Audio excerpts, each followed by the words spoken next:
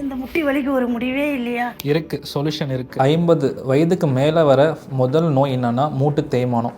இது வந்துட்டு osteo arthritis சொல்லுவாங்க. இது எப்படின்னா 2 முட்டி இப்படி இருக்குது. இது 2 முட்டிக்கு நடுவில் ஒரு ஜவ்வு மாதிரி ஒரு இருக்கும். அது பேர் வந்துட்டு என்ன, ஆர்டிகுலர் கார்டிலேஜ் சொல்லுவாங்க. அது தேய்மானம் ஆக ஆக இந்த 2 முட்டையும் உரசும் போது உண்டாகிற பெயின் தான் மூட்டு வலி. எப்படி ஆரம்பிக்குது அப்படின்னா, ஃபஸ்ட்டு ஏஜ். இது வந்துட்டு வயசான காலத்தில் அதிகமாக வரும். இல்லைனா வந்துட்டு எப்படின்னா ஃபேமிலியெல்லாம் இருக்காங்க.